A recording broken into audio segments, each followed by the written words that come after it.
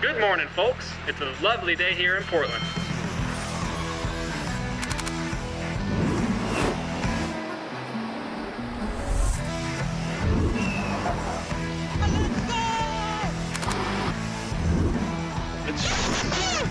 Yes, guys! Slowly. Hello and welcome to Portland, Oregon. It's Formula E touches down on the west coast of the United States. It is the round 12 of the ABB FIA Formula E World Championship for the Southwire Portland E-Prix. The sun is shining. It's been an absolute sellout crowd. Fans have been arriving since the early hours this morning, and we are delighted to get to know this brand new purpose-built street circuit that Formula E gets to race on this weekend. And to help us get to know the twists and turns of this new track, we have the 2015 Formula E champion Nelson Piquet Jr. and former Andretti driver Oliver Askew. Guys, welcome. We're in Portland. It's been an absolutely cracking start to the day. We've seen all sorts of fans arrive this morning. The atmosphere is buzzing. But what does this track have to offer our drivers, Oliver? You've raced there a couple of times before. Yes, absolutely love Portland. The track is very picturesque, fast, has a good combination of slow speed and high speed, high commitment corners, and I think we're going to see a very exciting qualifying and race here this afternoon. And it's just so nice to be at a purpose-built track. It's so different to what we normally have in Formula E, a tight, twisty street circuit, whereas this time it's wide, it's open. It's really luscious and green as well. It's amazing. It's probably one of the biggest tracks Formula E has come since the beginning of Formula E, since I started. But we've seen so high speeds over there in this track because of the long straight. You know, yesterday we saw 276 kilometers per hour top speed of Mitch Evans. So I think it fitted these cars perfectly. You know, these cars fit the track perfectly, and it's amazing to see how quick these cars can go when they have a bigger track like this. Yeah, we are going to see records smashed here over the course of the weekend. Let's talk about the championship, because things are really heating up. 5 rounds left, just 6 points between the top 3 drivers. Pascal Wehrlein, Jake Dennis, Nick Cassidy. These 3, is the championship theirs? I think it's their championship to lose. So right now they need to focus on consistent finishes. It's the drivers outside the top 3 that really need to try and take a risk and go for those wins in order to get into the position to win the championship when it comes down to London in a couple weeks' time. Mitch Evans, Jean-Eric Vergne, not far behind them. So really is the pressure on them? Definitely Mitch Evans. We know he's very good at Rome. They're going to be very strong over there, so he needs to perform over here in Rome to have a chance in London to fight for this title. Excellent. Well, there is so much to talk about, particularly I think someone was saying that we're going to have more overtakes at this race than we've ever seen in the history of Formula E, so plenty to keep us busy. Now, one man who put in an absolute superb job in Jakarta, broke all the records, was Max Günther, and he is with Saunders. So, Maximilian, we're going to talk about Portland and this circuit in a minute, but let's just go back to Jakarta, because that was an incredible performance from you. Did it feel like a big boost at the time? For sure, the weekend was fantastic. You know, almost stopping every session was huge. Yeah, really the whole weekend. Yeah, we took it step by step, improving from session to session, and yeah, then to deliver the first win of Maserati in Formula E was very special. And yeah, really happy and proud about what we achieved there, because it really shows our progression over this season and over the past couple of races, especially. And yeah, now full focus on Portland. We try to keep learning, keep improving, and yeah, so far I'm feeling good in the car. So I just want to touch upon this point of the season. Obviously, teams and drivers are thinking about the titles, they're thinking about points, thinking about position, but also thinking about future drives next season. What you did there was show what you're capable of after a very difficult start to the season. Did it feel that way, that isn't just about the points and the race winners, it's also, remember me, this is what I can do? Well, I mean, now it's easy to say, but I was always comfortable of what I can achieve. And even though last year, for instance, was a character-building season, and as well the start of this season, I knew that I was a better driver than the years before, because this is what drives me to always become a better version of myself. And this is as well what I'm doing this year. I'm really happy with this progression, not only on the car side, but as well me as a personality. And yeah, to then round this up with a weekend like this one was great. And yeah, of course, I'm really looking forward to the future, to the upcoming races, because yeah, I think really our package now is coming together very nicely. Well, we're looking forward to seeing what you can do out there today. Thank you. What a result for Max Günther and Maserati. Their first win in a single-seater car since 1957 with Fangio. But fingers crossed they look to continue that momentum here in Portland. But we talked about this being a record-breaking track, Oliver. Top speeds yesterday, Mitch Evans, 171. I think Sam Bird, his teammate, pipped it by half a mile per hour of 171.5 today. Can you talk us through a lap with Sam? Of course. Let's go for it. Sam Bird, lap of 109.2. P3 this morning, and I want to stop you here. Look how wide this turn 1 entry is, 21 meters wide, one of the widest corners on the Formula E calendar. So big deceleration as well. We're going to see a lot of overtaking here. That's going to be carnage at the start of the race. Yes, and look how tight it gets there through turns 1 and 2. Back to throttle, a different concrete surface here, so traction is difficult. Heading into turn 4, pause it here again. Look how much wheel he has in the car, so a lot of understeer. Important for these drivers and teams to focus on getting front grip in the car for these qualifying laps to optimize their minimum speed.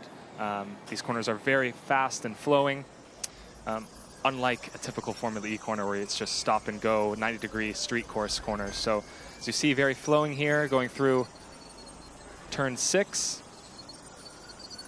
And then now we have another slow speed right-hander. Pause it here again. Difficult to see from this angle, but there is a lot of banking here. So coming off of the attack mode on the very outside, the banking gets gradually steeper as you get closer to the apex. So very important to hit your marks here and then back to throttle. Such an amazing view, isn't it? Yes, so wide, so it's gorgeous and green. Yeah, so down the back straightaway, the longest straightaway on this circuit. Yeah, hitting those top speeds, those record speeds, as you mentioned. And then very high speed chicane, turn 10 and 11, going through turn 12 now. This is where we've seen a lot of drivers go off in the practice sessions thus far. Yeah, a lot of them have gone wide at that turn 11, haven't they? Into, luckily, the grass. Unlike in a normal street circuit, it'd be straight into the wall. So fingers crossed we might actually see all the drivers finish the race today. We want to see some excitement. Yeah, exactly. So whatever it takes. Excellent. All right, then. Well, there we have it. A lap with Sam Bird. Do you think he's going to beat his record of 171.5 miles per hour? I think that's what's on his mind for sure. If you're not progressing and going faster than you went in practice, then something's wrong. So qualifying is all about putting everything together and yeah, getting the most out of the car. Right, well, that is it. We are literally moments away from qualifying starting to find out who will take pole position here in Portland. Let's go to our commentators, Ben Edwards and Alan McNish. Drop it! Big goal! Big goal! Everybody jump on! Big goal! Big goal!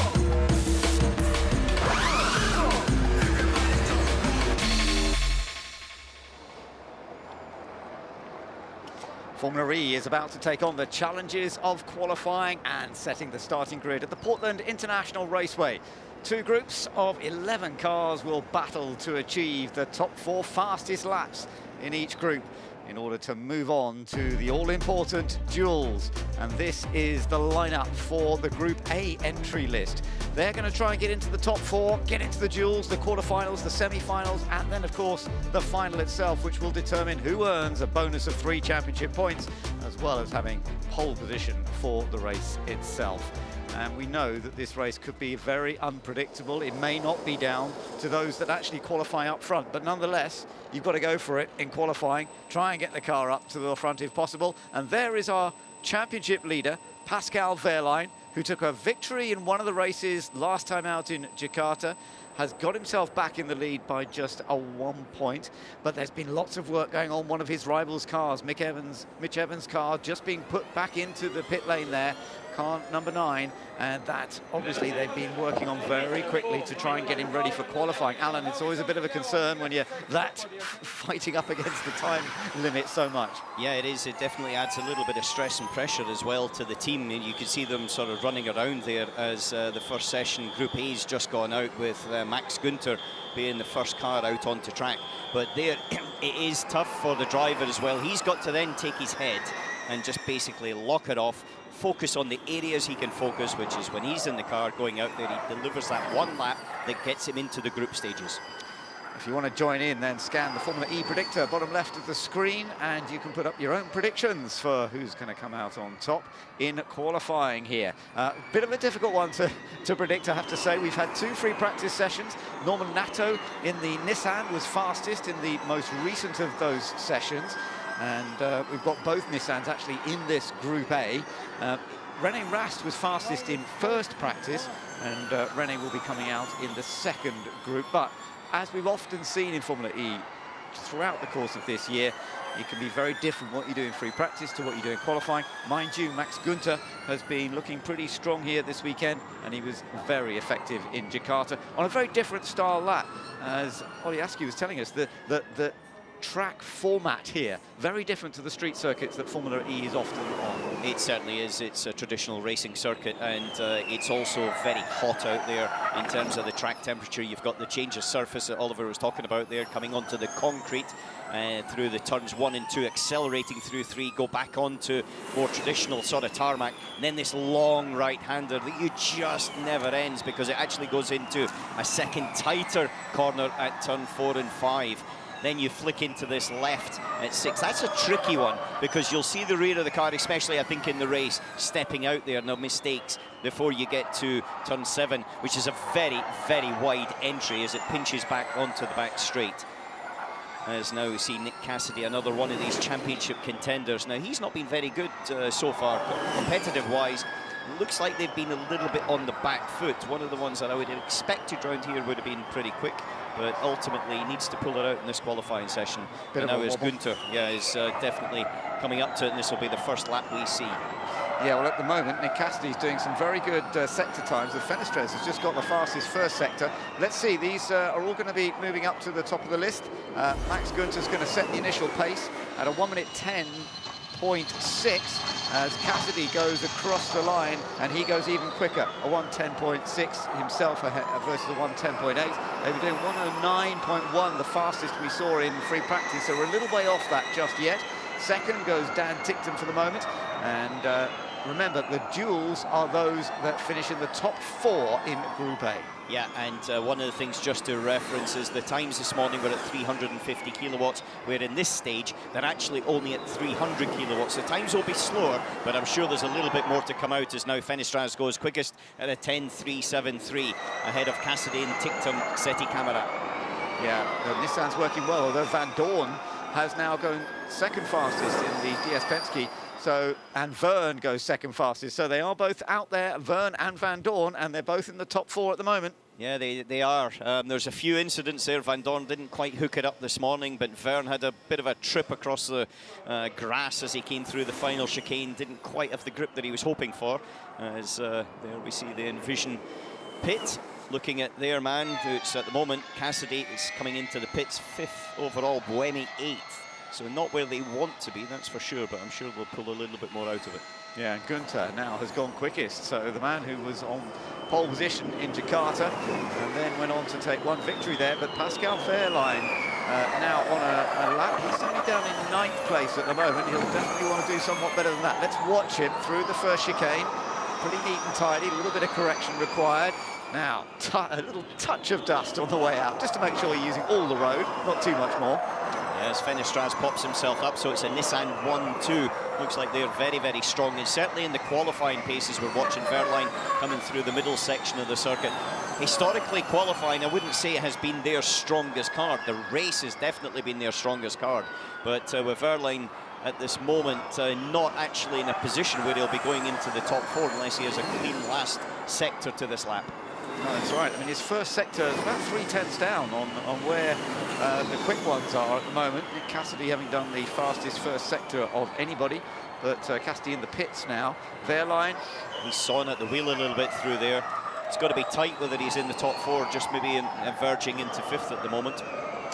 As we watch, also coming around now the Neo, but let's just have a look at Wehrlein across the line. Yeah, he goes 7th fastest, but well outside that top 4 of getting into the duels, so makes life pretty difficult. Sebastian Buemi heading back into the pits in the Envision as well. So it's Fenestrez and Verne 1 and 2, Nato and Günther 3 and 4 at this stage. Still 6.5 minutes to go in Group A of qualifying, but some of those big championship contenders, Pascal Wehrlein Nick Cassidy, long way down the list currently, and that was a bit of an improvement there for Muller. He's done well to come up into 7th place. It might not put him into the top 4, but nonetheless, that's a good effort for Nico Muller in the Abt Cupra.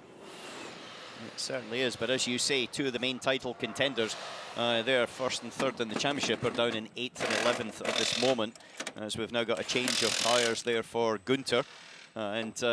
This is, I think, was it all 4 there, I think, they were going for? But certainly that left-hand side is the one that gets the abuse round here.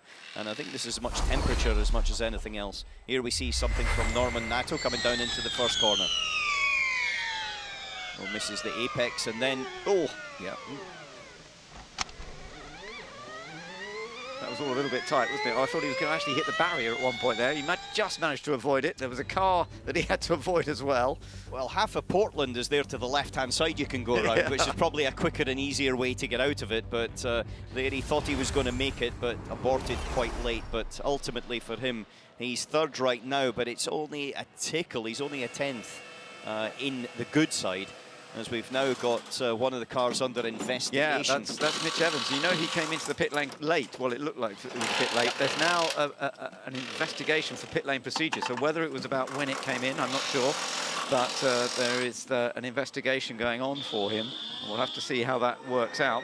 But in the meantime, the session continues with under 5 minutes to go. And here we have Nick Cassidy now just warming those tyres up. Remember, this being Formula E, they do not have tons of sets of tyres to use over the course of the weekend. For a single round event like this, they have just 2 sets of tyres for the entire weekend, but we are seeing some of the new ones going on right now. Yep, this is just trying to make sure they maximise it, as we've seen it for the second set with 4.5 minutes to go. And with it being such a short lap, then ultimately it's not an issue for them to do it quite late in the session. But yeah, you try to do 2 things. One, here we see Fennestrau's radio. On that run, we do not want to be last on track for the high risk of yellow flags. Yeah, it's very true. They want to make sure they get one in the bag and not be the last person across the line, where the circuit is probably its optimum. However, with all the people going off at the last chicane and the chance of a yellow flag, and we've seen that popping up so many times through the practice sessions, I think they feel they've got enough speed in that Nissan to be able to get through without requiring the absolute optimum of the circuit. And I tend to agree with them right now. Fennestra's quickest, Norman Nato, the sister car, in 3rd. On board here with Nick Cassidy then, who struggled a little bit in Jakarta, didn't quite have the sort of pace that we had seen leading up to that, where he'd had a couple of victories and had taken the championship lead. This is an important lap now. Let's ride on board with him. Into the first chicane, try and keep it neat and tidy. Use the curbs a little bit. There was a bit of a correction. Bit of a correction as he came off the curb there. It looked like the rear stepped out, which meant that he didn't quite get the right attitude into the left. Car's understeering now. He turned into there and it's just washing away from him. It's not hooking into the apex as he would like. Now he needs to get into this left-hander, Ben. Yeah, and that left-hander, I know you said, can be quite tricky after those sort of double, almost triple right-handers. Now he's coming into a critical corner here, which leads onto the back straight. And you've got to get a good exit and good speed. You can see on the graphic there, he's using all of the power in the car, obviously, right now, down that back straight. But when he gets onto the brakes into the final section, he'll be reabsorbing some of the energy. Yeah, 265 kilometers per hour as he comes into the very quick chicane over the curbs. He really does jump over the curbs. Actually gets it in quite nicely, but it's not a quick lap at the moment from Nick Cassidy. I'm not sure this is going to be enough for him. Let's have a look. Is this going to get Cassidy anywhere near that top 4 into the duels, which is where he wants to be? It puts him 5th. That is definitely close, and it's not a bad place to be. We've had several winners from 9th on the grid so far this year, but getting into the top 4's got to be the target. Yeah, but there's a lot more people to come as well, because if we look at it, we've got Verline, we've got Boemi, his teammate. Also, I wouldn't underestimate Stoffel van Dorn, the champion, and also Dan Tichtum's been able to pull out some pretty impressive qualifying performances. Jean-Eric Verne is up there in 2nd as he crosses the line. Let's see how Jean-Eric Verne goes here. This could be an important one for him. His teammate, Stoffel van Dorn, on track at the moment as well. Diaz Penske. Cassidy down to 6. Gunter is now there in 4th. There's got 2 Nissans and 2 DS cars at the front of the field. Gunter pops himself back up into 4th.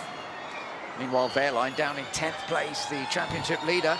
Fast kids in America, it says, on the halo there, but At the moment, he needs a bit more pace, there's no doubt about it. He could be building up for the next one, we shall see. He's not doing any particular fast sessions at the moment. No, he's not. He's a little bit on the back foot at this moment, Kid. Right, Nick Cassidy. So he's now being pushed down to 6th place. Let's see whether he's going to get into the duels or not. He's coming down towards that first chicane. And we shall see if he gets it a bit tidier this time. Yeah. A bit tidier, but still I wouldn't say that it had a really nice change of direction. To be able to think about it is, Ben, you want to make sure that when you get on the power, you're getting on the power with both wheels so you get maximum squat traction. Let's see, Pascal Wehrlein is also on a lap. Are these two major championship contenders going to get through to the next stage? Well, that is a good first sector. That's the fastest first sector of anybody so far. Well, I say that, actually Fenestras just got a fraction quicker, but he is on a good lap. He's on a lap that's enough to get into the top 4. Looking at Wehrlein, no, he's not. He's 2/10 slower in that first sector. Now he's got a little bit of traffic, manages to get away from it. In your bottom right, you see him coming onto the back straight now as we've got Cassidy into the final chicane. So Nick Cassidy, oh, he really goes over the curb there. He's chucked up more dust than we've seen. He's kept it all together. He is pushing, pushing, pushing. The man who was leading the championship before the last 2 rounds in Jakarta, but is still very much in the title fight. Let's see where he goes across the line. And Cassidy, no, hasn't improved him. Even though he did a great first sector, he's down in 6th place. He's not in the duels. And it doesn't look like Wehrlein's going to do it either, as Wehrlein crosses the line now, and he's out as well. So it's the 2 of the championship contenders, 6th and 10th there. That's 12th and 20th on the grid. And you wouldn't really, even though they say this race could be a complete turnaround, to be back on the last but 1 row of the grid, which is where Wehrlein will be, that's going to give him an awful lot to do in the race. It certainly has, but this is an opportunity for the likes of Evans, for example, because in the second group, we've got the other contenders. Oh, so Gunter's gone off. Gunter is in the top 4 at the moment, and actually, I'm not sure anyone's going to beat him. Van Dorn's taken the check. It hasn't improved. We know Cassidy hasn't. Anybody else? Can anybody else do it? Muller and Tickton both in the pits? No, that's it. We have our top 4, and despite Gunter making a mistake, he's made it through. He's made it through there, and that's an important thing for him, because I actually think he's someone that could pull it out the bag for pole position. Yeah, that's impressive that he's done it. And maybe he was on a better lap. I'm not sure. I hadn't looked at the sector times, but it certainly didn't work out for him. Let's have a look at Nick Cassidy. So he hasn't made it, although, yeah, that was a great shot, wasn't it? It was a great shot, and it looks fantastic, but it's not the quickest way to go through the chicane, because it was jumping up and down, but he was cutting the curb more and more to try and get more out of the car that actually just wasn't in there. Now looking here from the top of the roll hoop, and it's where the belly of the car is right in the middle, and it sort of then bounced around a little bit underneath him. But he was squeezing everything that was in there, but just not quite enough was in there. So Cassidy 6th, his teammate down in 9th. But the important thing from a quali pace point of view, he's nearly 4/10 off the pace of Fenestras. But the other important thing is he is a number of rows ahead of Pascal Wehrlein, who he's battling so hard with in the championship. But what we want to see is how Jake Dennis, who is in between them in the points, how he's going to do in Group B. Yeah, we've got Dennis, Evans, Da Costa and Bird, for example, in Group B. Where are they all going to end out? Because that's the thing here. You look at it now, if you're in the other group, I've got a great opportunity to try to maximise something in the championship. Well, Nick Cassidy hasn't gone perfect for him, but he has had lots of good results from a long way down the grid. He won in Monaco from 9th place on the grid. Yep. So he knows that you don't have to be up front if you're still going to deliver. No, and certainly around here you don't, because it is going to be, I would say, a race in the last few laps, and it'll be positioning, and he was very good at that. However, it's not like they've had inherent pace any time through the weekend, and that's probably the thing where I think about it, is that they've maybe struggled a bit more. So in Group A, Sacha Fenestras took the top spot from Jean-Eric Verne, Norman Anato, both Nissans making it through, and Max Günther. But we've lost Nick Cassidy and indeed Pascal Wehrlein, the championship leader.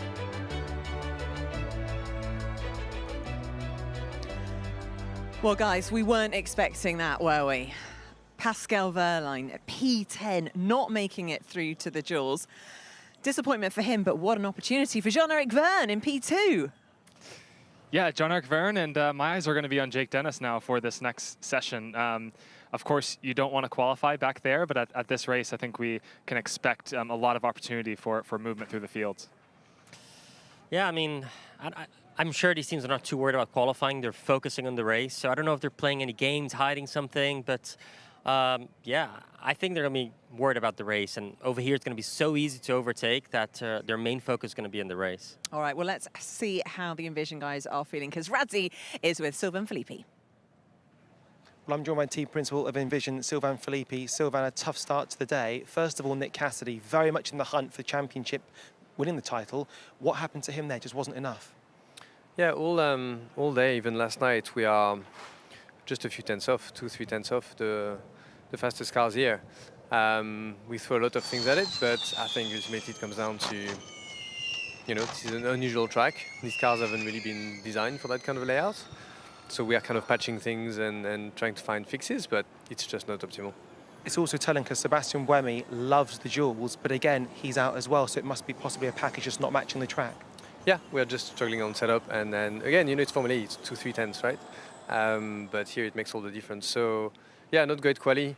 Race will be very different. A lot about the energy. We have to find a setup that is, you know, kinder to the car, and then maximize the efficiency that we know we have. And then it will come down to strategy and then, you know, peloton style racing. The enormous positive is anything can happen on this particular track, and potentially we could see a repeat of P11 maybe winning the race. Yeah, for sure. If you're in the right place at the right time and you look after your energy really well, you can overtake here. So yeah, the race will be interesting. Thanks for your time. Race well today. Thank you.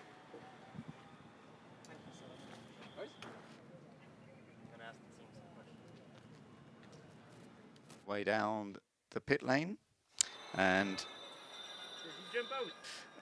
we shall see how that goes. Meanwhile, we do gather there could be a penalty for Mitch Evans as well.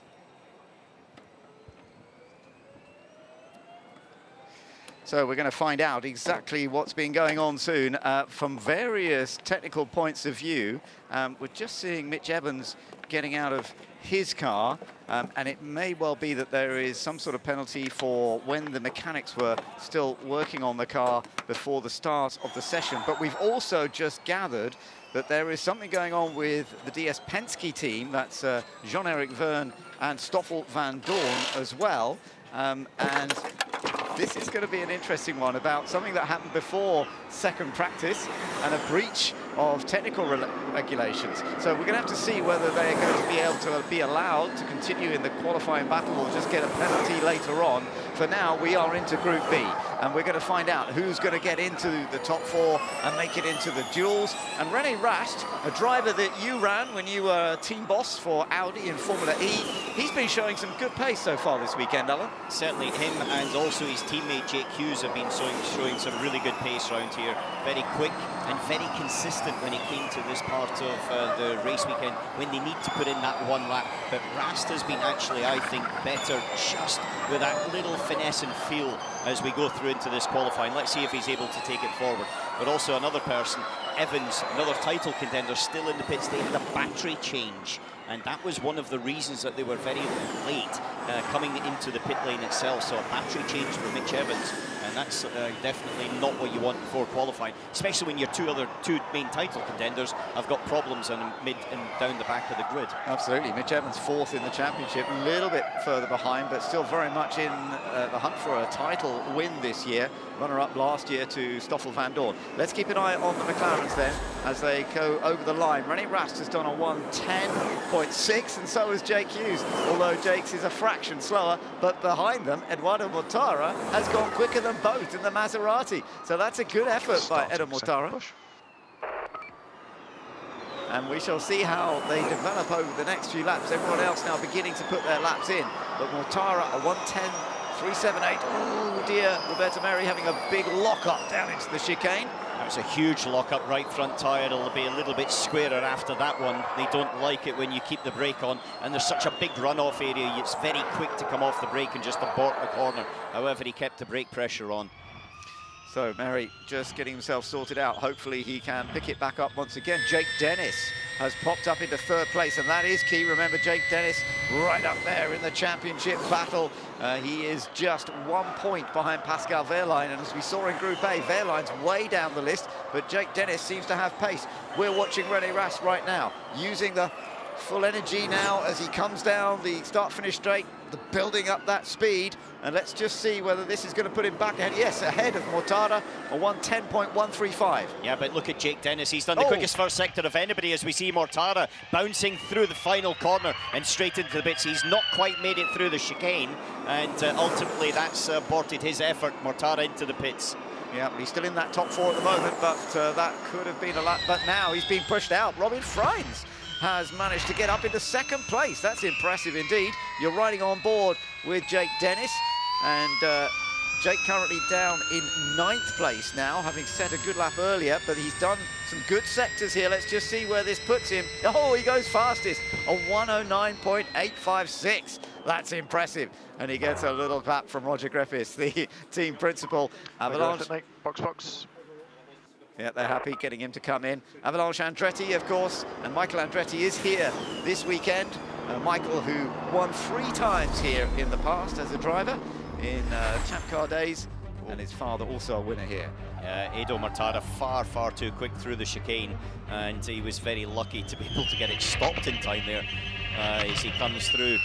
I don't know why he tries to come back into the corners, to be honest, because there's a lot of runoff area to the left. He could have went down the tarmac, but anyway, that lap definitely aborted. Rallycross in a few weeks' time. It wasn't this weekend, but he tried to do it early.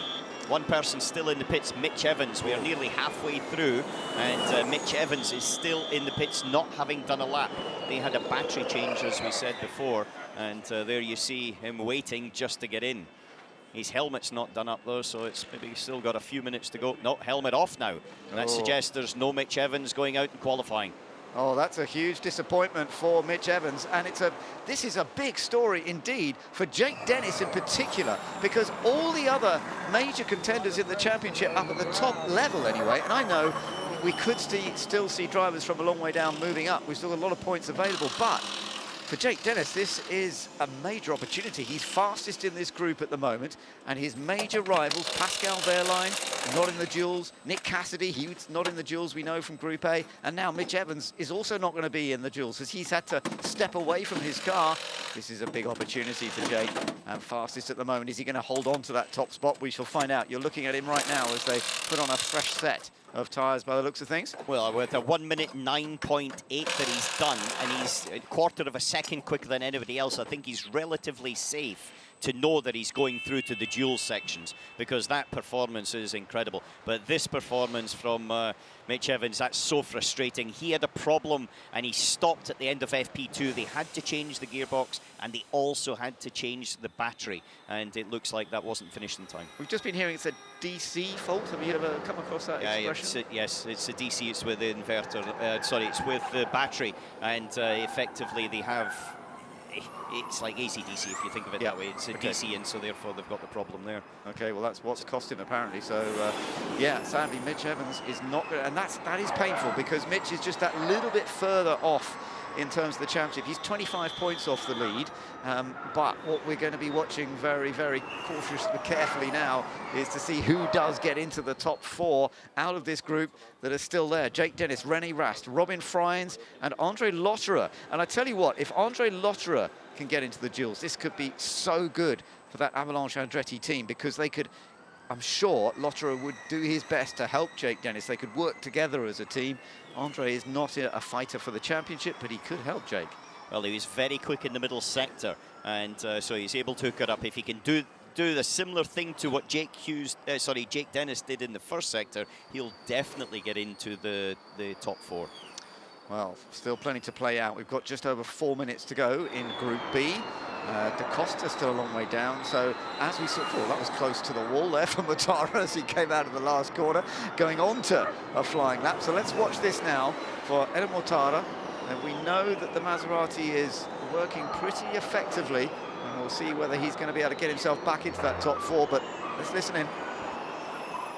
Okay, mate, just make you aware, all the quick guys in our group are still in pit lane. Okay, so we're in sequence. in sequence, working to try and be out at the right time to get the best out of the car on the lap. Of course, the track is cleaning up all the time.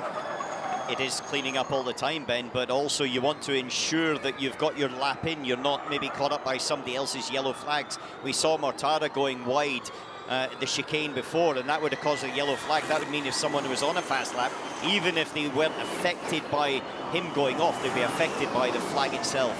And so therefore it's always good, I think, with a few minutes to go, especially if you are very quick. Just get it in, you know that you're through to the next stage, and then you work it out from there. We're seeing some of the highest speeds ever in Formula E, top speeds of 170 miles an hour around this Portland track, only a little bit off what IndyCar do around this track as well. So fascinating to see that. And Mortara does a great lap. He goes second fastest. He's into that top 4 group, the fastest middle sector of anybody. Let's see how Andre Lotterer, he's still down. He's now dropped out of the top 4, hasn't he? Yeah, he has, with Mortara popping in there. He's dropped out. Here's Sam Bird. And the rear of the car stepping out there as he tries to get it into the final corner. Didn't look very nice, to be honest with you. It's a reasonably quick lap. Not sure it's going to be quite enough to get in there, but it's going to certainly no, it hasn't even moved him forward.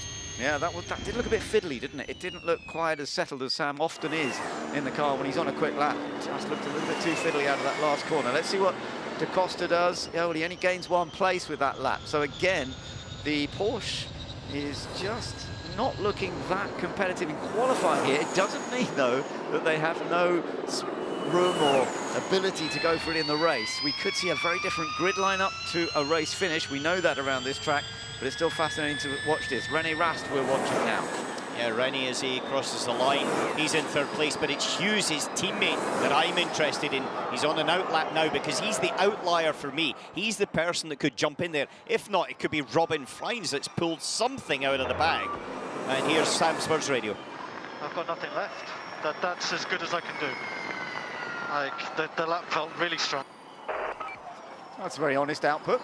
Yeah, it's a frustrating output from a driver's point of view because you know that normally you try and drag something else out of it. But he said, look, that was it. It was neat and tidy, as close as it's going to get. So, you know, the fact they are basically half a second off the pace in pure qualifying pace right now. Yeah, and he's a second away from his teammate, isn't he? I mean, René Rast actually has been looking very confident here this weekend. And you, having run him as a race driver in your team, you know that this track could well suit him. Yeah, he does. He goes well on these type of circuits, and he's also very meticulous in the way that he builds up and prepares. And when he does actually hook onto it, then he can reproduce it time after time. Currently now, Dennis has gone quickest, Mortara second, Lotterer up to 3rd, Rennie down to 4th, then Frins is 5th, and Jake Hughes is in 6th. Yeah, and we're into the final stages now, so this is it. This is where the top 4 is going to be decided, and Hughes improves, but he's still 5th. He's still outside the top 4. Are we still going to end up with Jake Dennis fastest? This would be a major achievement for him to get at this level into the duels. Well, this is the last lap for everybody because with 16 seconds, they're not going to be able to get around again before the checker drops. And as you see, Da Costa struggling down in 8th, half a second off. A little bit better in the first sector, no question, but Hughes has done the quickest sector of anybody in sector 1, 27.0, and that is effectively a 10th quicker than pretty much anybody in this gaggle right now. Yeah, so we could still see some changes. The checker flag is out, but as you say, several people are on rapid laps. Sam Bird here trying to improve. He's done a better first sector than he'd done before, but his second sector, no improvement. No, he missed the apex there in the left-hander, didn't quite get it in, so he's definitely lost time in the chicane. Oversteer across the curb, across the grass. No, the rear tyres have completely gone for Sam Bird. Mortara up to 3rd. So it's Jake Dennis at the moment. Robin Freins in a very impressive second, but not anymore. Da Costa. Whoa, and now Rast. René Rast and Jake Hughes, both of the McLarens. Wait for Mortara and wait for Lotterer. They're on very, very quick laps as well. As I think Mortara comes out of the final corner there. And now we see Lotterer as well. So we could still see some changes here in the top 4. Who's going to make it into the duels here? Can Mortara? Lotterer, no, not quite. Over the Lotterer, oh, he's 5th. He doesn't quite make it, but he is still well up, and he could still support his teammate Jake Dennis. I think that is still a good effort by Andre Lotterer, but Jake Dennis has done superbly. Second fastest to René Rast, But in terms of fighting for the championship, he is of the major contenders. He's the one that's got through into the duels. Yeah, it's there. We see another person just going a bit wide. I think there's Jake Dennis there as he's sort of bounced across the area, and they come in here and they just don't have the grip, and if the rear tire's gone, when they try to change direction, the rear just floats around behind them, and this we will see definitely as you go through the dual stages as well. Well, Jake got away with that, no damage done, thankfully. It is an area where you can go off. We've seen it a number of times this weekend already, but he's done extremely well to get himself into the second stage of qualifying into the all-important duels. Well done, mate. Well done. That's P1, Jake, P3. So both cars getting into the top 4, and that is a major, as I say, a major achievement for the McLaren team. And they will be very, very happy about that, to see what they can do going into the quarterfinals, which will be the next stage of qualifying. For Sam Bird, it didn't work out, I'm afraid. He ended up down in 9th place. So it's been a tough day for Jaguar, hasn't it? Because we saw the problems for Mitch Evans.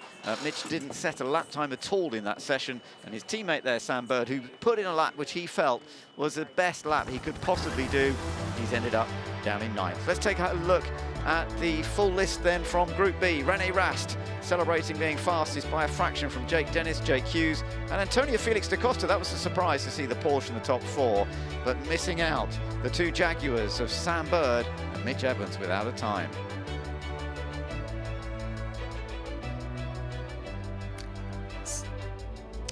So it's been a fascinating time. The first parts of qualifying, we're getting ready for the duels. But in the meantime, let's find out a little bit more. Let's join Saunders. Yes, so I'm down here at DS Penske, and I've been investigating what the investigation was about and what's going to happen as a result of it, and I found some stuff out. Let me tell you, what they've done is they've actually broken 3 different technical and sporting regulations, which largely revolve around installing something in the pit entry, an RFID scanner to be precise, which can scan cars and tyres as they come through the pit lane. Now that gives them an unfair advantage, because they can tell things like tyre pressure, which set of tyres each team and driver are using, and then be able to adopt their strategy as a result. Interestingly, that means Jean-Eric Vergne's lap is gone, and both DS Penske cars will be starting from the pit lane. As a result, we now only have 1 driver in the top 5, Jake Dennis, finding their way into the duels. Let's see what happens. What a disaster for DS Penske. You know, this is effectively a big home race for them. They were expecting big results. We weren't expecting them to do something like that. I mean, do you think they were just trying to get away with it? What's the school of thought behind that, Oliver? Yeah, certainly trying to get every kind of advantage that they can, but maybe misread a couple of sentences in the rule book, and that's going to bite them today. But like I mentioned earlier, yeah, it doesn't really matter where you're starting on the grid. Starting on pit lane, though, can be a completely different story. They have a lot of time to make up starting from there. Yeah, I mean, Jean-Eric Vergne, given the fact that he is one of the championship contenders, 5th in the championship at the moment, is going to be absolutely fuming. And we know what kind of a temper Jean-Eric Vergne has, so I wouldn't like to be part of the conversation going on the back of the garage at the moment. Let's talk about Jaguar TCS Racing, because, again, Mitch Evans didn't make it out on track, and Sam Bird was pushing so hard. We heard him on the team radio saying, you know, guys, this is all I've got to give. Are they going to be able to claw it back in the race? Yeah, it just seems like the Jag powertrains in general didn't have much of a pace in qualifying. You know, we all know that qualifying pace and the way they're going to race is completely different. So I wouldn't be too worried about. I'm sure they're going to be more focused on the race and really being efficient and positioning themselves well in the race to obviously score as many points as they can. But clearly in qualifying, all the 4 powertrains from Jag, they didn't have that extra speed that they needed for qualifying. Fantastic result for McLaren. 1 and 3, both through to the duels. Yes, very good. And that's a team that's had a lot of outright pace in qualifying through the year. They have struggled somewhat in race conditions, so we'll see if they can turn that around this weekend. All right, well done to Jake Dennis as well, one of our championship contenders, the only championship contender, in fact, who has managed to make it through to the duel. So let's find out who could be on pole position. Well, it's going to be a fun battle to see who does make it through the quarter-finals and make it into the semi-finals, and then of course the final itself, which will determine pole position at Portland, this wonderful venue. Really beautiful, and what great views we have of this track. And a dry, warm day, not overheating everybody, enjoying being in the grandstands, soaking up the atmosphere of watching Formula E running at its most, because when they go back out for the quarterfinals, they'll be up to the extra energy in the cars at 350 kilowatts. So they'll actually be going a little bit quicker, Alan, when they come back out. Yeah, they'll be going a bit quicker. They'll be putting a little bit more energy through the tyre and working that little bit harder, especially in that final chicane, Ben, at the end of the lap when the tyres have kind of said, look, I've had enough. But they've still got a couple of corners to go. That's what the fans have come to see, drivers working, and they do come out in their droves. In Portland, they love their motorsport. They love this raceway, and they come out whatever the event, and they've definitely got a good event today. Yeah, it's great to see a big queue of people all waiting to come in. But we're getting ready for the first of these duels, and we're going to see Nato versus Verne. The other quarterfinals, we're going to see Max Günther up against Sacha Fenestrez. We're going to see the two Jakes, Jake Hughes versus Jake Dennis. Antonio Felix da Costa up against René Rast will be the other of those. Now, this one is a bit of an intriguing one, because Norman Nato, who's in the red and white Nissan there, who's going to be first out onto the track, up against Jean-Eric Verne. Predictor vote says it's more likely to be Verne who is quicker. The ironic thing is, though, we know that Verne has a penalty, whatever happens, and he may well go through to the next stage. But he has a penalty that means he has to start from the pit lane when we get into the race later on. Yes, car number 1 and 25, so him and his teammate will start the race from the pit lane.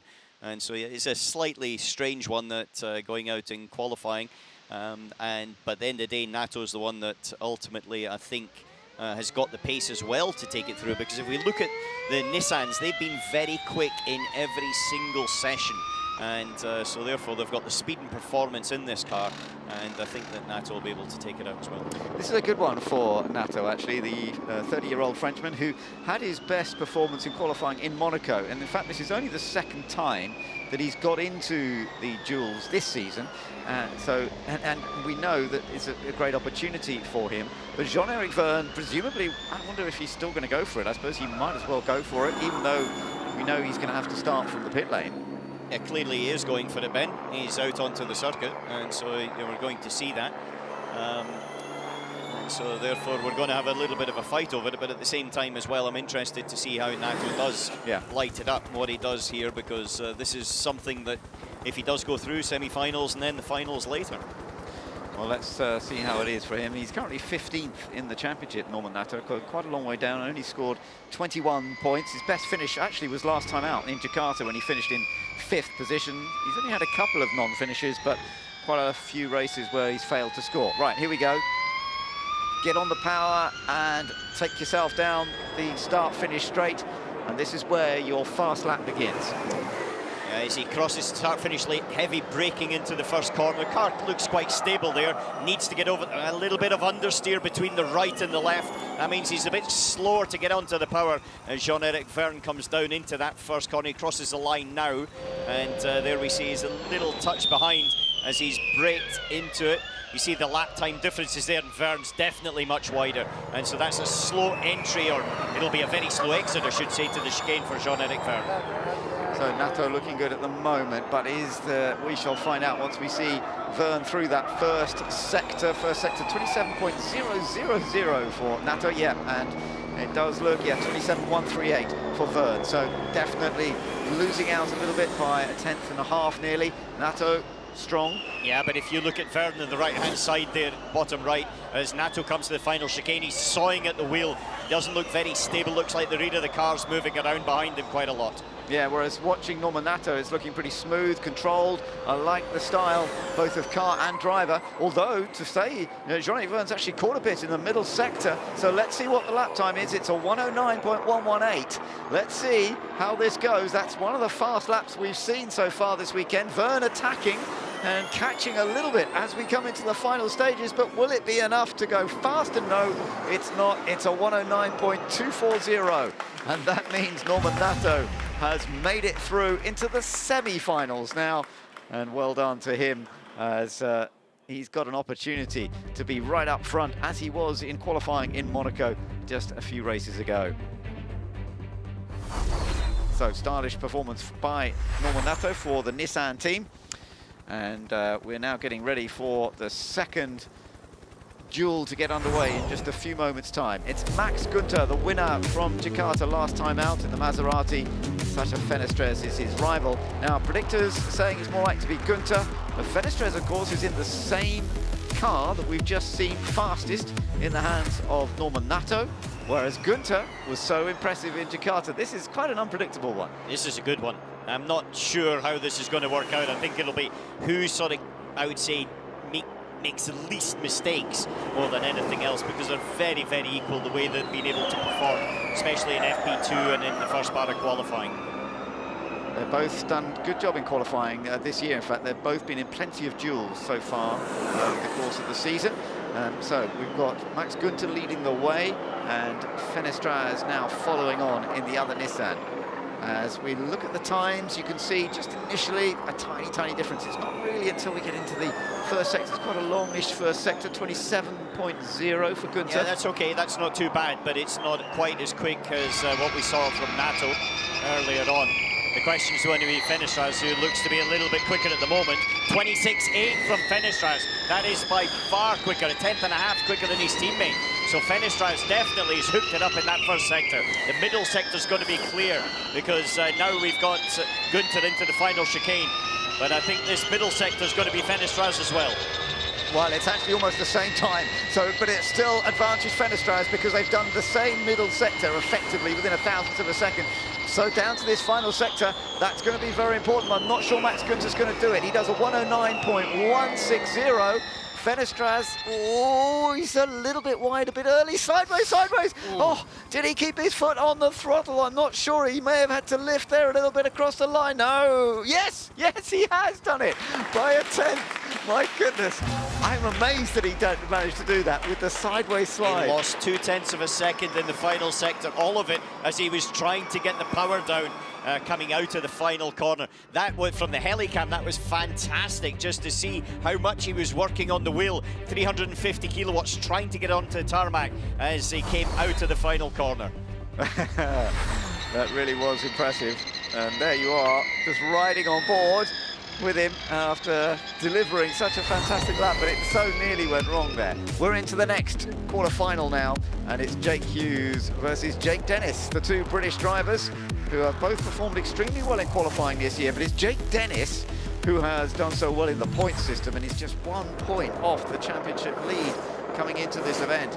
And he already knows that his major championship contenders have not had a good qualifying so far. So Jake Hughes is first across the line. Here you are watching him now with the Neon McLaren, and just a little bit further back is Jake Dennis getting going in the Avalanche Andretti.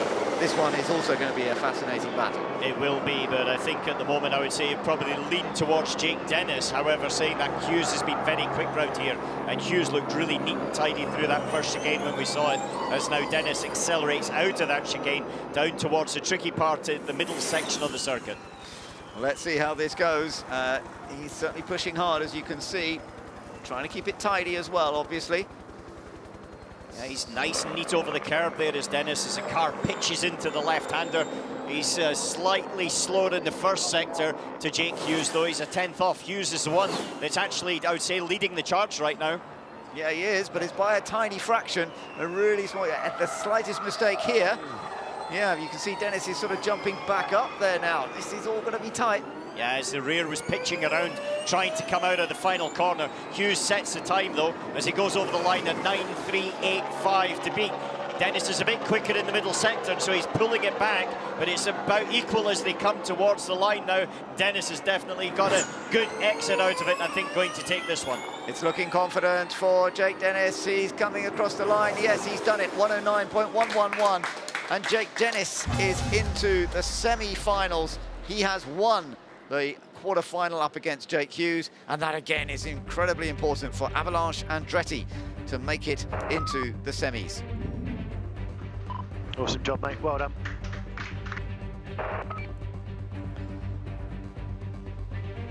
We have one final duel still to go.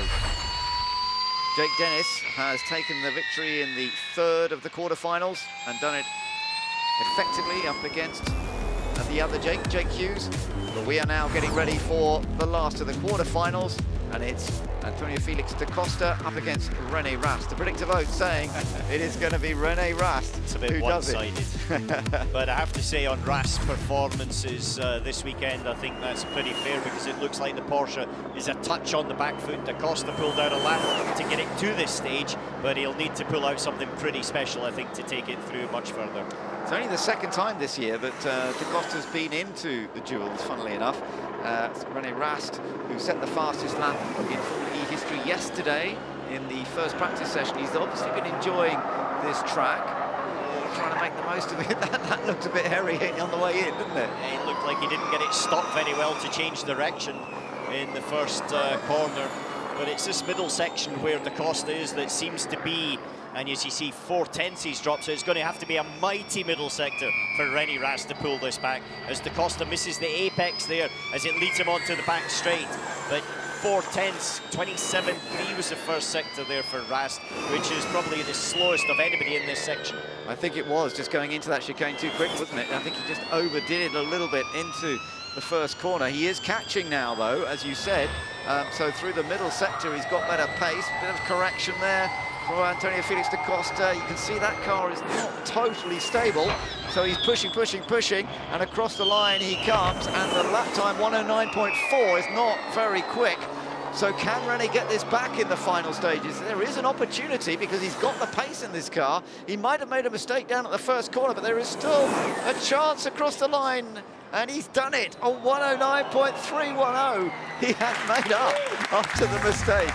Very, very quick final sector. Rene Rast, he did make a mistake at the first chicane. He lost 4/10, but he pulled that 4/10 and a little bit back in sector 2 and sector 3. But in reality, that was roughly the pace differential between the two cars anyway, if he hadn't made this mistake at the first sector. Mate, what a second half of that lap. Well, it had to be, really. It did have to be, but he did it. He delivered a beautiful second part after it didn't work out for him into the first corner. And he's got a great chance of matching or doing better than his previous best grid position this year. Third on the grid is the best that he's been so far this year. That was in Saudi Arabia, in Diriyah, in the second race there. He finished third on that time. That's been his only podium so far this year. Well, let's wait and find out and what he can do. He's never been on the front row, by the way. That could be an opportunity for him this weekend. Let's wait and see how that all turns out. We've got the semi-finals coming up in a little while. I hope the fans are enjoying this. We certainly are. It's proving to be some good battling going on track. And even when you make the odd mistake, you can sometimes get it back and recover, as we have just seen. So our winners from the quarterfinals are now into the semi-finals. That means that Nato is up against Fenestraz, and Rast is up against Jake Dennis. That's going to be a very tight battle, because we've seen both of them having tremendous pace throughout the pre-practice sessions. And we've got the two Nissan teammates going up against each other. Always a bit tricky when you're up against your teammate, but we'll find out. Is it going to be Nato, Fenestraz, Rast or Dennis?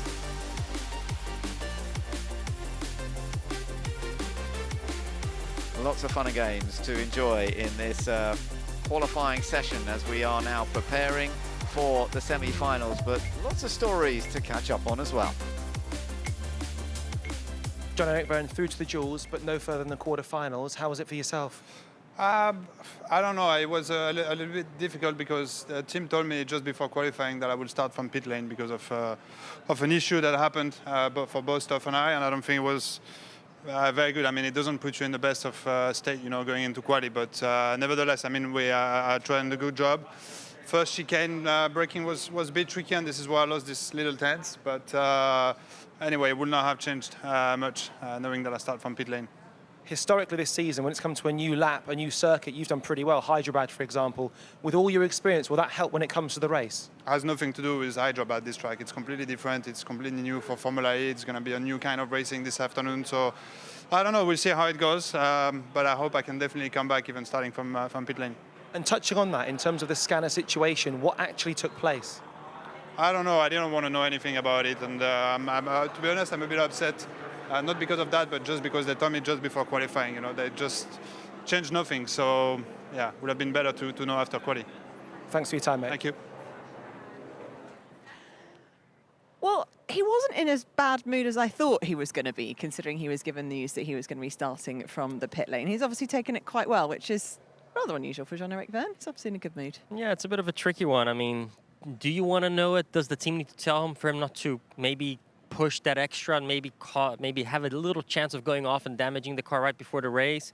You know, it's a bit of a tricky one. I mean, I think if I was a team principal, I would tell my driver regardless, because you're going to start in the back, so don't take any risks in qualifying. There's nothing you can do. Unfortunately, we did a mistake, so that would be my approach. I don't know.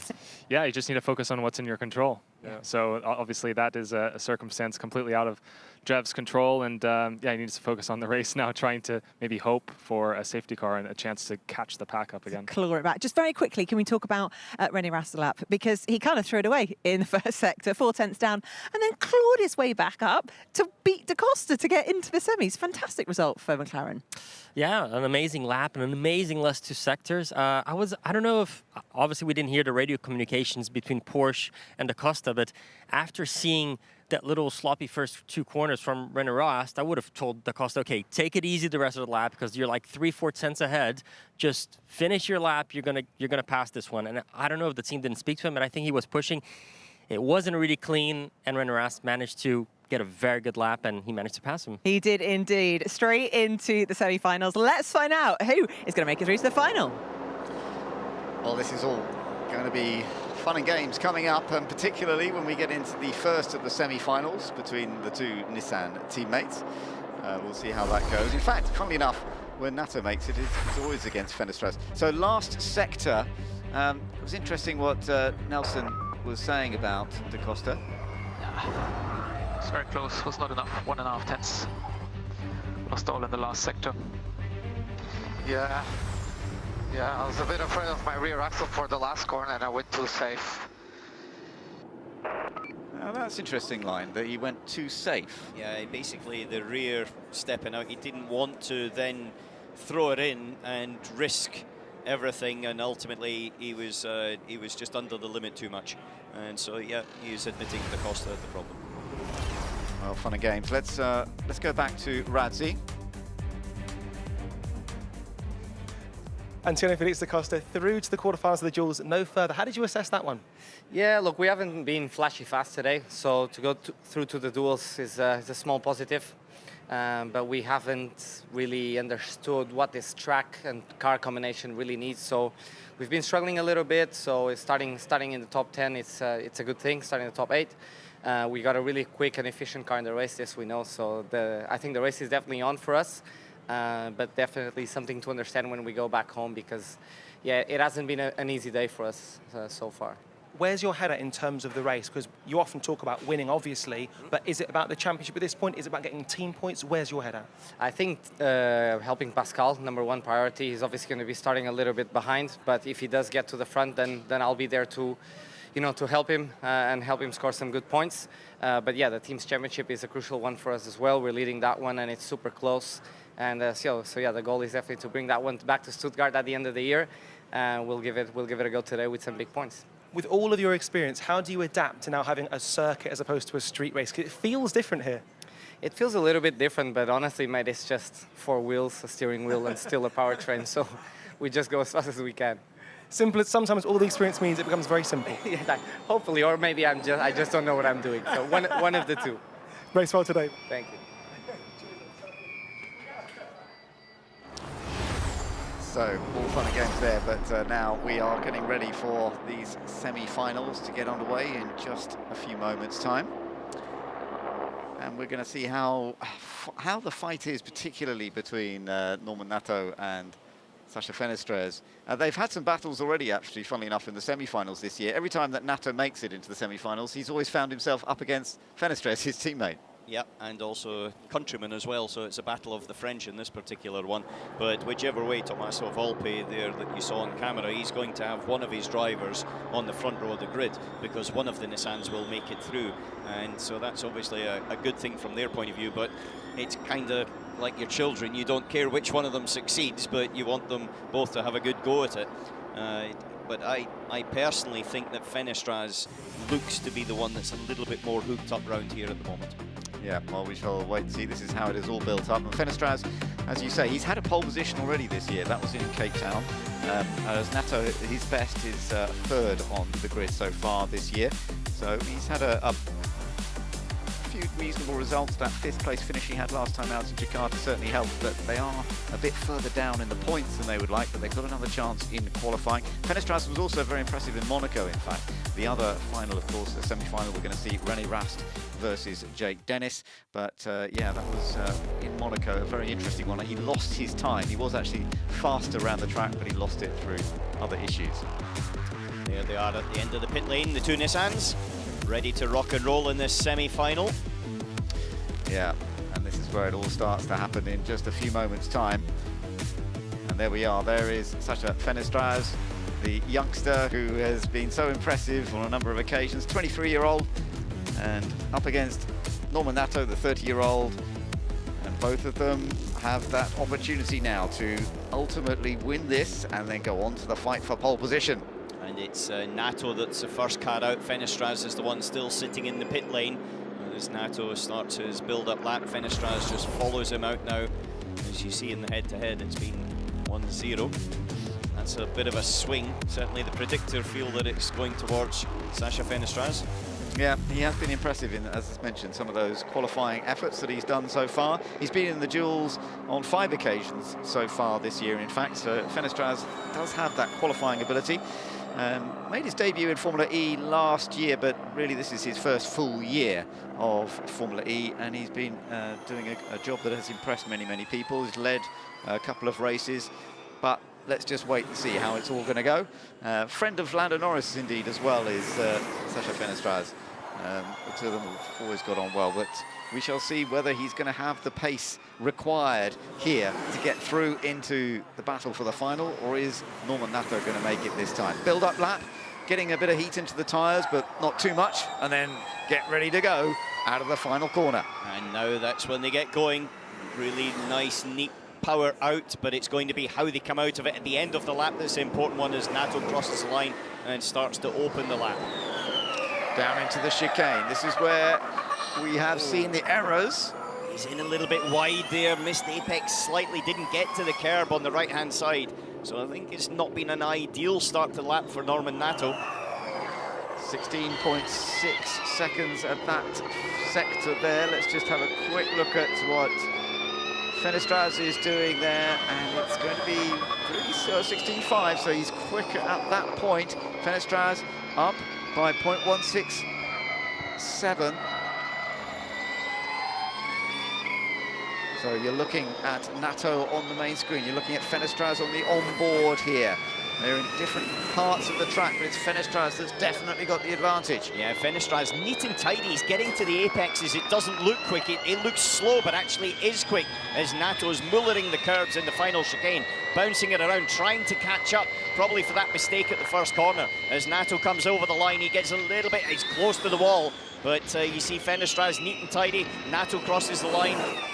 109.264, not the fastest that we've seen, that's for sure. And Fenestraz, I think, has got a bit more pace again, sliding out of that last corner, having to correct, but he was full on it, and I think there's every chance to do it. Yeah, he's in the 8s, 108.920.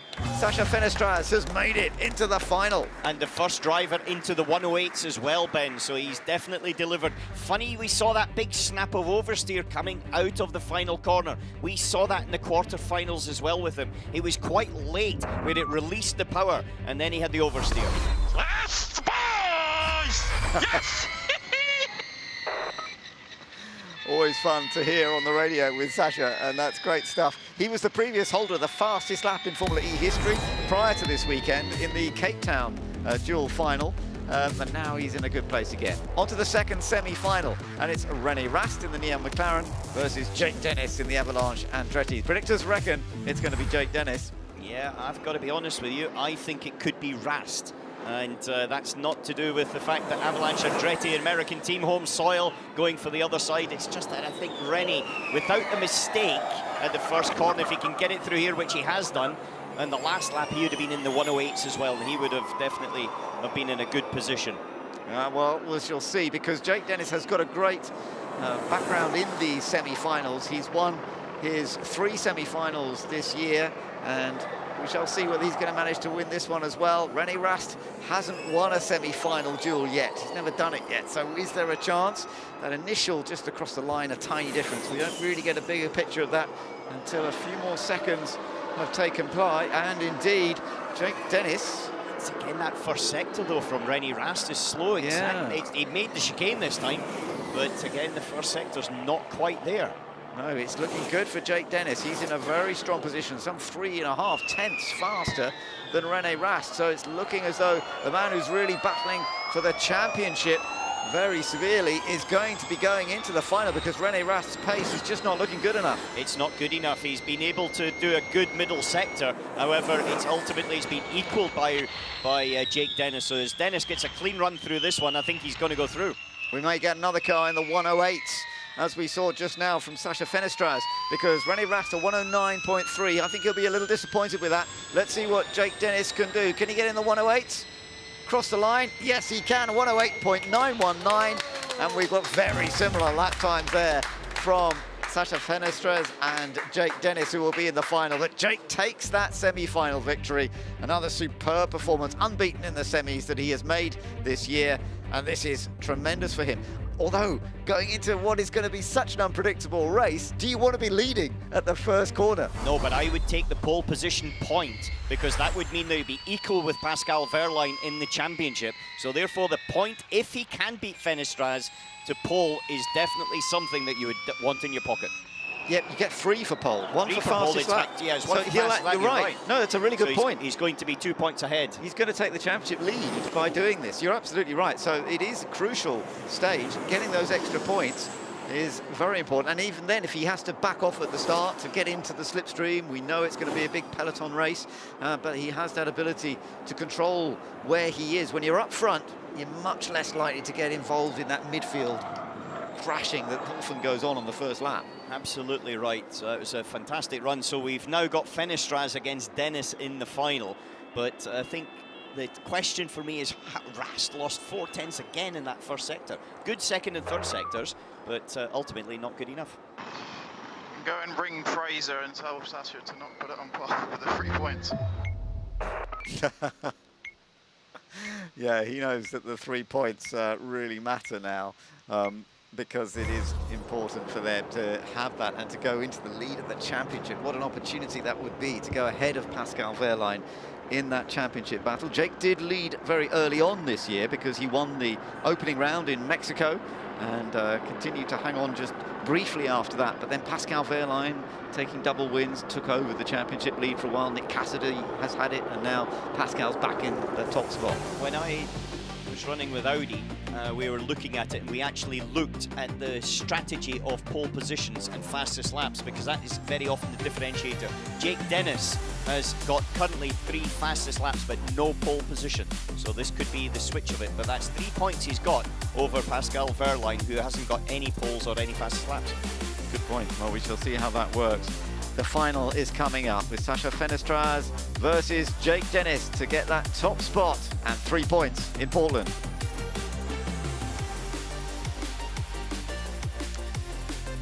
Well, certainly the atmosphere is building up, the adrenaline's building up, but there's lots to look at as to what's been going on. Let's go back down to the pit lane. Norman Nato, in a repeat of Monaco, you had to face your teammate again. Obviously, it didn't go the way you wanted to, but massive congratulations to get to the semi-finals. Yeah, thank you. Now, honestly, like after a really strong FP2 where I topped the session and being in this position for an exciting race, I think so, ahead of us. It's a good position for sure, a bit of frustration because I really had the feeling that I couldn't make it to pole position today, but yeah, I'm not so happy about my lap. Did some mistake, cost me a bit of lap time, but it's a good position. It took a special lap from your teammate, but also brilliant momentum after what we saw in Jakarta to now continue it here. Yeah, exactly. You know, in Jakarta, day one, we were pretty nowhere, and we managed to turn around on day two with a 5th and 4th in race, which was our first time of the year with both car in points, so it's already like a good step for us. And today, again, we managed to put both cars together in duels, which is something as well we only did in Monaco. So yeah, it shows that we're improving a lot, and so far it's a good day, but now the most important will arrive. Hopefully the good day continues. Thank you. Thank you. Massive step forward there for Nissan. And let's not forget, of course, McLaren are running the Nissan powertrain. So 3 Nissan powertrains making it through to the semi-finals there. But this is getting exciting for Jake Dennis because, you know, as we mentioned, 3 points for pole position. This is valuable. It might not mean that much actually during the course of the race, starting from the front of the grid, but those 3 points are invaluable at this point in the championship. Yeah, definitely. And the season in this championship has been so close since the very beginning. So we can only expect that by the time we get to London, it's only going to be separated by a couple of points. So yeah, if Jake can have a chance to take a little extra today in qualifying, he's gonna enjoy that. It's kind of ironic because he was saying earlier this week that actually he thinks he can win the race from the back of the grid because he's got such a fast powertrain, but he's clearly set his sights on pole position. No, he's doing an amazing job, always quick. Different kind of tracks. He got here. Actually, when Pascal Wehrlein didn't qualify too well in Group A, I thought, well, it's maybe the Porsche powertrain not going to be as quick over here. But then, obviously, Da Costa, Jake, everybody went forward. They went to the duels, and it's not good for Wehrlein. Definitely starting in the back where he's going to start is going to be a tricky one. Obviously, in the race, you're going to be able to recover positions pretty easily. But I'm sure Wehrlein is a bit annoyed that Jake might get those extra points. Oh, absolutely. And obviously another good story, Sasha Fenestras, who's done phenomenally well over the past couple of races. 2 4th places in the last 3 races. So everything is still to play for pole position here in Portland.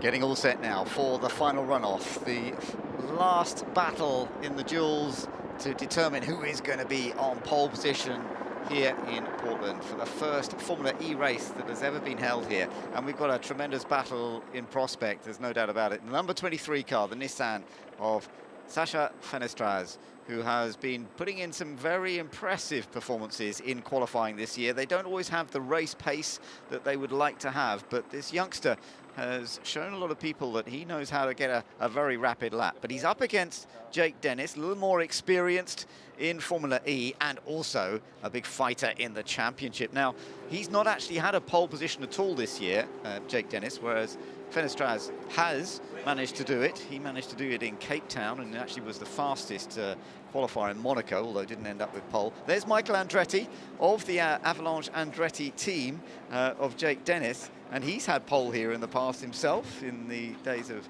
Champ Car and IndyCar racing. Can the team get the pole position and, more importantly, the 3 points that would actually take him into the lead of the championship before the race even gets underway?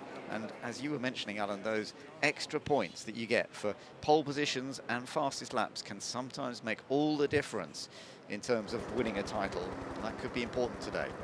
Yeah, the details count, and the details are definitely going to count when it comes to this final run in qualifying. It's going to be about who gets the front tyres up to temperature, who gets it into that first chicane, and ultimately who makes it out to the final chicane, Ben, where we've seen so many people struggling as their tyres are basically giving up at that particular point. They've just had enough. So yeah, we're just looking down at the circuit and just looking at some of the action that we have seen from both of them. This was Fenestras earlier on into that final little sequence, not using as much curb as some drivers do, but that often is a mistake because it bounces you out too wide. Yeah, he was neat and tidy through there. He could have been a little bit further over the right-hand curve, but he's very, very precise. That's the one thing I've noticed about him. He's had a certain precision about it. It's not like he's overdriving. He's able to drive just up to the limit, as opposed to be over the limit and having to come back. So Fenestras is going to be the first of the 2 pairs going out onto the circuit. We've been through the quarterfinals, the semi-finals, and now we're all set for the all-important final itself, as Sasha Fenestras goes up against Jake Dennis to determine who gets that top spot on the grid. Whichever one doesn't, of course, will still end up on the front row and will still be a key part in the early stages of the race we're going to have to find out who gets the extra 3 points, and particularly for Jake Dennis, that would mean a huge amount. But he's not had a pole position this year. Got to go back to almost this time last year when he had a pole position in London. And the predictors are pretty even about it, just a bit more in favour of Jake Dennis. Yeah, certainly it's too close for me to sort of want to call this particular one. I'm going to definitely sit on that fence, as it's going to be Fenestraz that goes out first, Dennis second. Just to confirm, I was just saying about Andretti being here. Actually, Michael Andretti has never actually had a pole here. So Michael Andretti has not had a pole. He's got a chance for his team to have a pole position here today in the second car. So we've got Sacha Fenestraz going out there now. He's going to be getting onto the flying lap next time around. And now coming out is Jake Dennis, looking for those extra 3 points as he comes down towards the first chicane. The anxiety and nervousness within the team, everybody building up to this. There's Michael Andretti. So, as I mentioned, just to correct, I had said he had a pole. He hasn't, actually. He's won here. He's won here several times, 3 times. His father won twice. In fact, his father beat him, one of the closest ever finishes, by 0.07 of a second here in 1986, when Michael had a problem with fuel supply in his car, and his dad, Mario, beat him across the line. But he hasn't actually had a pole position, so there's a chance here for Jake Dennis to do that for the team, at least. Yeah, but he's going to have to really pull it out, because I think Fenestraz will be in a good position to deliver another quick lap. First person to drop it into the 108s, which was then backed up by Dennis, able to do exactly the same thing. So I think the 2 quickest people are actually in the final. There they are.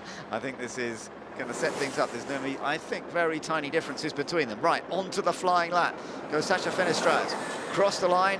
Now it's all about the entry into turn 1. It's such a wide entry here. It's very tempting to brake super late. That looked pretty good. He gets it neat and tidy, gets it stopped, and then straight onto the power as well, not using all of the road on exit. So that was a nice first corner by Fenestraz. So now, Jake Dennis, we're watching him closely, listening in. That was also pretty good. He's able to get it change direction onto the power as well. And Fenestraz has done a quick first sector. He's already a little bit further round the lap, and it's already a good first sector by him. Yeah, but this is a real oscillating battle between the two. I think this is going to be very close, just 0.039 potentially between them at this point. Virtually the same first sector. Fenestraz has now done a good second sector. Dennis, it says, is catching on the graphic on the left-hand side there. The battle is continuing. Let's just see as he goes through that second sector what it has come to. The gap, 0.05, tiny.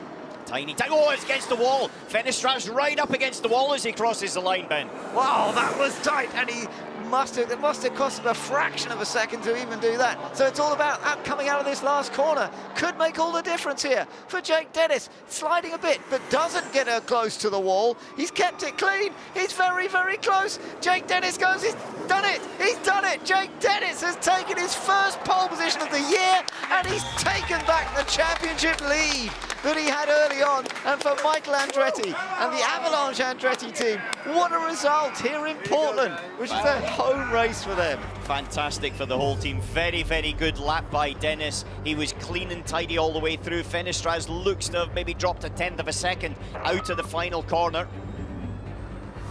Oh, did we get it? Yeah, baby. Well done. Mega. The gap, 0.079 of a second. A tiny gap between these two. It was fought all the way to the line, and maybe that little error, as you say, out of the last corner for Sacha Fenestraz just cost him those few thousandths of a second by which he lost pole position. And this certainly will have a great effect for the team and for Jake, taking the lead in the championship and having the top spot on the grid. And as we know, this race is going to be a lot about saving energy in the early stages, but it's still good to start up front. Wow. Hey, first pole of the year. Woo! Yeah, boy. Indeed, first pole of the year. It's 11 months. As well, mate. Mega job.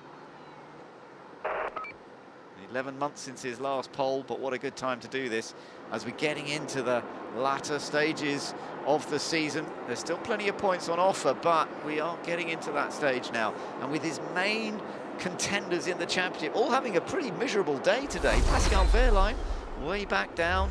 Let's just have a look at Fenestress. This was the moment. Well, did he actually touch it? Didn't touch the wall, but he was so up close. There you see the snap of oversteer he's had before as well. And then he tries to keep it close to the wall, trying to use some of the effect of the wall like they do in NASCAR. Yeah, it's just, he was millimetres, and he kicked up the dust there as well as he went through that tiny gap almost. I think he was just too wide at the end of the day. And so, you know, before he got out to the wall, he was already a little bit offline, so not ideal to get the power down. It wasn't his quickest final sector, and I think it was all on the exit of there. But still, very, very good run for Nissan, having a car on the front row of the grid and a car also, I think, on the second row of the grid. But for this man, Jake Dennis, then he'll be, well, he is super pleased, and rightly so. Yeah, fully deserved. He's done a brilliant job today. And as I say, up against those championship rivals of his, from Pascal Wehrlein, Nick Cassidy, Mitch Evans, Jean-Eric Verne, who's going to be starting from the pit lane, 5th in the championship. He's got a real opportunity. But, as we know, this is going to be a race of seeing a lot of changes of the leaders, we think. We think we're going to see a big group of battles, and it can change massively. You could go from front to back, from back to front. Without doubt as well, round here, there's a lot of overtaking opportunities as well. And so there's going to be a heck of a lot of action later on this afternoon. But Michael Andretti, he's seen enough action, I'm sure his heart was in his mouth. He's got so much passion for this, as Rob Edwards there. They've brought out all the big guns from Andretti Motorsports across the globe to this particular one. It's an important series for them, and it's also a very important race. It's the home race. Yeah, it is the home race, so it's great to see Michael Andretti's reaction to it all. A bit of frustration there from Sasha Fenestra, as he knows that that was, that deep breath, the one that got away. Yeah. But I still think he's having a fantastic year, and very, very impressive with what he's doing so far. But let's go and find out more and hear from the man who's taken pole, Jake Dennis. Jake Dennis, pole sitter in Portland and now championship leader. How are you feeling? Oh, ecstatic, you know. Once I was into the duels, I was pretty happy with that, just to sort of get away a bit from the mayhem for the start. And then it was just sort of chipping away, got to the final. I was like, right, okay, whether I start first or second will make no difference for the race performance, but the 3 points was crucial. And we went all out, and yeah, I didn't nail the start of the lap, so I just went full risk in sector 3, where you can gain quite a lot of time. And I managed to do just that and put like a 10th and a half on Sasha because I was behind. But yeah, incredible job, considering practice was like really not smooth for us. We weren't even in the top 15 in both practice sessions, so yeah, nailed it when it mattered. You've gone from a season that started so well, a bit of hard luck, and all of a sudden things have turned around. Your confidence must be off the charts. Yeah, it really is. You know, I've got a really strong team around me. Andretti have supplied such a great car for me all year, and to, you know, keep this form going. You know, that's 3 front rows in a row now. So yeah, I need to do the job later. Ultimately, anyone can win this race. It's going to be a real big sort of peloton race with a lot of towing. So I need to be clever and do the job later. But you know, starting pole position, home race for the team, and yeah, the boss is here, which always helps. Absolutely massive congratulations, and to do the honours to present the Julius Spark Pole Sitter Trophy is Jacob Boganski, head of Bosch Motorsport of North America.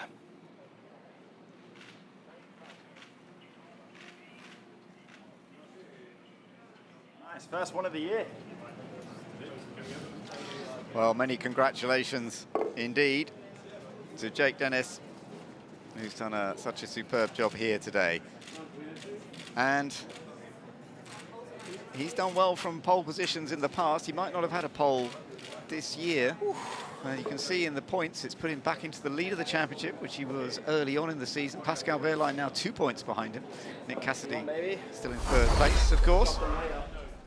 And here we are, just looking at some of that track action. So previous starts from pole position, he's had 2 wins and a 2nd place on his previous pole position. So that gives him a good record of starting right up front. But as we know, this racetrack could prove to be very, very different when we're into race mode. Nonetheless, this is a good race car. It's not just a good qualifying car. We've seen throughout the course of this season that it can deliver excellent race pace. Yes, definitely. It's got a lot of efficiency, and so from that point of view, they're I think in a very good position. They've got a car and a driver that's quick and confident, and one that can deliver. A team that's obviously, I would say, got their emotions in a very focused way. Big deep breath there.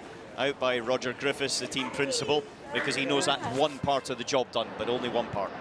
One part done, but as you say, as you mentioned, getting those 3 points, I mean, that has made a big difference as well. Fastest lap in Formula E, great of 166 kilometers an hour, 103 miles an hour, fastest lap we've seen as well. So a great day of qualifying in Portland and a tremendous display to take pole position for Jake Dennis.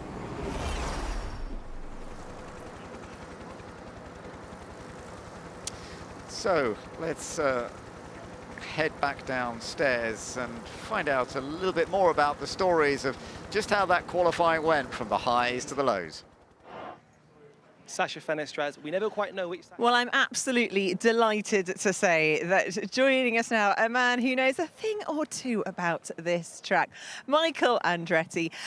Congratulations, what a place to do it. First pole position for Jake Dennis this season. So happy for him. He did a great job through all the steps to get there, and just nailed it when he needed to nail it, and really proud of him, proud of the whole team. You know, it's been a pretty good year. I think we take the lead in the championship going into the race, which is a nice thing, but you know, we're halfway there. Half our job's done. Now we got to win the thing. Yeah, no pressure. Yeah, You just no got to win. pressure But great to have him in the lead of the championship it's awesome. at your home race. Yeah, for sure. I mean, this is a great place to get our first pole of the year, for sure. It really has. And also just like an incredible journey for you in Formula E. You know, we were just saying, we had our first interview back in 2014 in Indianapolis. We came to visit you before the start of the season, and now we're in season 9. And you guys are potentially, I don't want to jinx it too much. Yeah. Well, we're in you there. know, That's you're properly good. in the championship title fight. Exactly. Yeah. No, we're really excited to be in the middle of it, especially with you know, Jake. He's been doing a great job, and yeah, we'll see what we can do the rest of the year. Brilliant. Sorry, we're not quite sure if we've got mic problems or not, so we're just giving you 2. Why not? Nelson. I don't have a question. I just want to congratulate you guys. I mean, obviously using a Porsche powertrain, but a much smaller team, much smaller organization compared to the factory teams. And you guys are lean and mean. So great job. I mean, obviously Jake is an amazing driver, so congratulations. I mean, what you guys are doing with the size of the team compared to the factory teams, it's an amazing job, so congratulations. Thank you. I appreciate that. And obviously this is a big one for not just you guys, but for Formula E as well. We're back on American soil. This is our 4th circuit. We've been at Long Beach, Miami, New York, and now in Portland. What does that mean to you guys in the championship? Well, I think it's great, and I think you know, being here in Portland is a great area.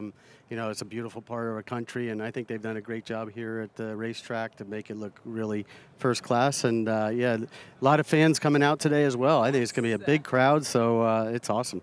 The fans have been mega. I saw a guy on a unicycle wearing a, well, he was basically dressed as Darth Vader playing the bagpipe.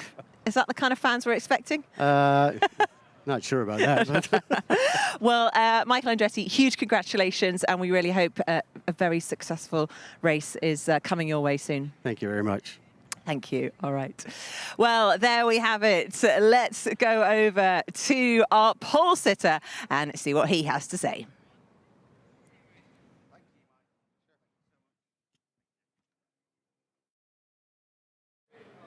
Jake Dennis, my former teammate, congratulations. Good to be standing next to you here for a lap, a pole lap. Talk us through it. Yeah, first pole lap of the year for me. I really didn't expect to come into qualifying after practice, you know, not even being in the top 15 for either of the sessions. But yeah, little compromise for turns 1 and 2. Struggled to get the front axle working, and then real struggle with traction on the exit here. So from this point in, I was like, I'm already quite far down. But obviously I think Sasha also struggled a little bit. Here is just survival mode, you know, the car's just floating on top of the tyre on these like sort of road type tyres. It's sliding all around on the surface. Missed the apex here in turn 6, but kept the minimum quite high. Turn 7 is just like one goal. You just need to get the exit. The straight is so long. I think I pretty much nailed it. Get down into the apex nicely. It looks good. Try and avoid the exit curb. And then here you just need to get your head down and just sort of prepare mentally for the final 2-3 corners. So you mentioned this now, the final 3 corners is where you took the most risk and was able to grab I just pole. thought I was a long way down, and I was like, I have to go full risk. I think I brought up some grass through the left, which actually compromised me a little bit because I still had some dust on the tyre, but I just had to go everything, so I thought I was going to be behind, and just about kept it on. Got my head down, you can see, but yeah, pole lap, first pole for myself of the year, and obviously team time race, mega. On that note, you think you can take the win today for the home team? Yeah, definitely. You know, I think it's going to be, we won't be able to lead the whole race because we'll just die at the end. But ultimately, it was just important to get those 3 points and then try and do the job later. But, you know, we won't be leading the whole race. We need to play it smart and drop in behind some cars, get the tow effect. But it's going to be a long race, long 28 laps, but I'm excited for it. Good luck and congratulations. Thanks, brother. Well, there we have it. Jake Dennis clearly with a big smile on his face, but there is still all the work to be done. Nelson, let's talk about the strategy for this race, because actually there's been a lot of discussion about pole position not being the best place to start this race from. What's going to be on Jake Dennis's mind going into the start? Well, I'm sure he's much more relaxed than some of the other drivers, championship contenders that are starting all the way in the back of the field, you know. We have said several times that over here, pole positions, P10 doesn't make that much of a difference because overtaking is going to be quite easy in this track. But you do want to avoid all that little cluster in the middle of the race, you know, a broken front nose. A lot of things can happen in the first few laps. So being in the front, having some clean air, maybe he can take the lead in the first lap. He can drop off back to second, third very easily. But the guys that are going to be coming his championship contenders, Mitch, Jev, Pascal, they're all coming from really far back in the grid. I'm sure they're going to make it back, but they're going to have to take much more risks than Jake starting up front. Yeah, and we know in Formula E it's not easy to stay out of trouble. And one driver who is going to be hoping to do that is Nick Cassidy, who'll be starting from the midfield, and he's with Saunders. So Nick Cassidy, starting from P10, doesn't have to go that far back. You won the race from P9 in Monaco. Yeah, I did. You got good memory. So talk to us about qualifying then, because you know, it feels like not to make it into the duels is a negative thing, but there are positives knowing the car you have and the sort of racing we're going to get. Yeah, to be honest, look, I think it's no secret as a 4-car crew, we've been struggling at this track this weekend, but we made some really good steps for qualifying, and on my first set I felt really good, but yeah, I don't know what happened on the second one. We yeah, changed the tires and got given a different experience, so maybe that's part of the game. So talk to me now about the race, because it's quite an unfamiliar thing to think about going into a race in P10, but obviously maybe I can see it in your face, there's confidence there. It's confidence because honestly on my first set of tires we're quite strong today, so we'll put those ones back on and see how we go. So win is on potentially? Oh, I think anything's possible. Look, it's Formula E. You've got some guys that are driving really well at the moment, and their teams are doing a good job too. So fair play to Jake. He's doing a good job. He starts on pole. I think Sasha's doing a great job too. Norman, those guys, you know, they start at the front, and it'll be a crazy race, but they'll still be hard to beat. Always the calm and collected man. Looking forward to seeing what you can do in the race. Not always. Thanks, Nick. Cheers. Well, Nick Cassidy clearly knows that he's got his work cut out, but it's doable. It is so doable, particularly in Formula E. Although different, because we are at a much wider, slightly more forgiving circuit. If you do make a mistake, you can run off into the grass, whereas usually you're in the wall.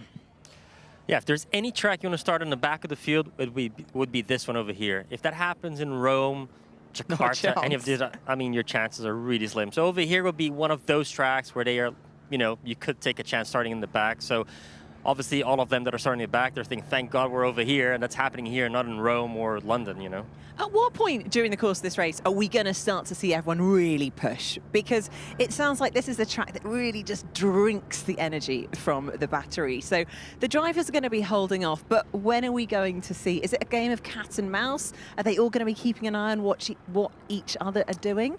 From what I've heard, speaking to a couple of the drivers this weekend, it's not going to be like we've seen the past couple races where they suddenly go flat out and don't have an energy target for the last quarter of the race. It's not going to be like that. I think they're going to be energy saving to the very end, and the drivers who have that extra battery, the more energy, the better at the end of the race. They're going to be in a position to move ahead and pass potentially 3, 4, or 5 cars on the last lap. So this is going to be a race where we absolutely cannot predict the winner.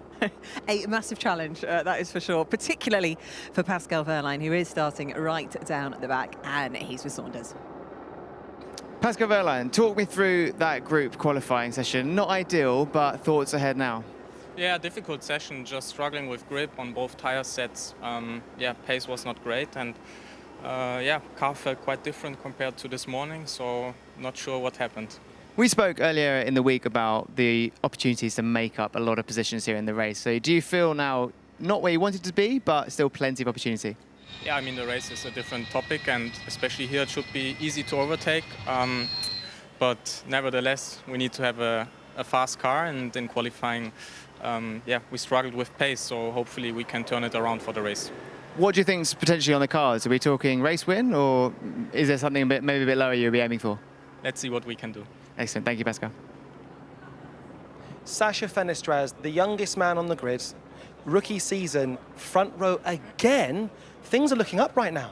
Yeah, to be honest, qualifying, at least qualifying, you know, it's a big improvement, you know, race by race, where, as you say, we've been pole position or front row quite often. So, you know, very happy about that. Of course, we need to accomplish the race now. We've been close, you know, in Monaco, we've been close in Jakarta with that 4th position. So I really hope we can achieve that podium before the end of the season. That would be, honestly, that would be a dream, because I would have never thought, you know, I would be in this position right now a year ago. So let's see. But qualifying, as you say, is being really good at the moment. Given how much you said a podium would mean to you, does that mean you roll the dice now? Do you take risks perhaps that you otherwise wouldn't, or just as business as usual? I mean, on the race, especially this one, I think whoever is watching now Formula E, I think you guys are going to experience a very different Formula E race this weekend. Something that I think we've never really seen in the Formula E history in terms of how much energy management, how much, you know, the tow effect, so being behind a car affects the energy. So we will see the action, I really think, on the last 10 laps of the race, because at the beginning nobody would be wanting to lead, nobody would be wanting to be there in the front because you overconsume being there. So, you know, I'm not going to say I will be taking risks this race. For me, the strategy is all about being clever and really try to save as much energy for the end of the race, because that's where the moments are going to happen.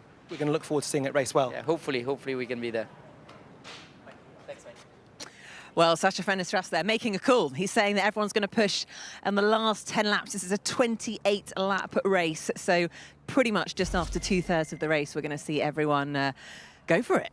Sounds exciting. Yeah, he can predict that, but again, nobody's been here before. Nobody's raced at this circuit and at this style of circuit even. So, of course, these teams and drivers have done as much homework as they can going into this weekend, but they just have to react to what happens on track. And in a condensed 35, 40-minute race, a lot can happen.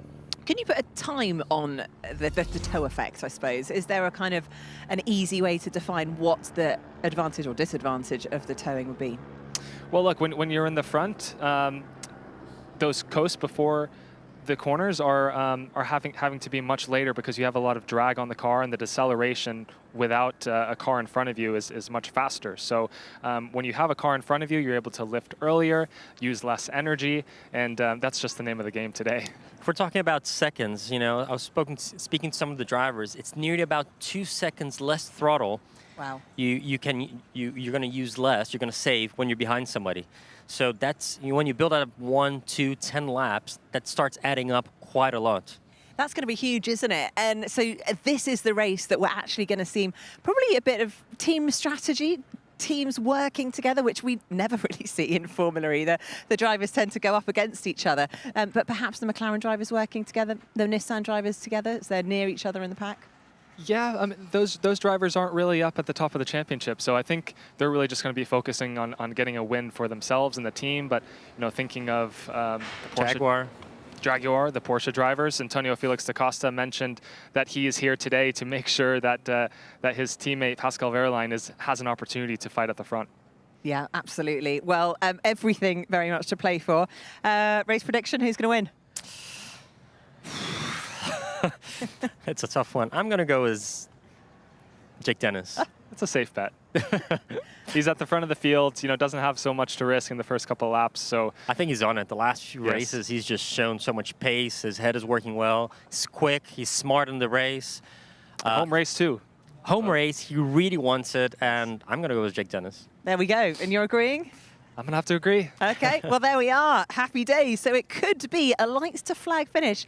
It's never going to happen for Jake Dennis here in Portland. But do join us at 4:30 local time in Portland as the inaugural Portland E-Prix gets underway, and we will find out who will take the crown.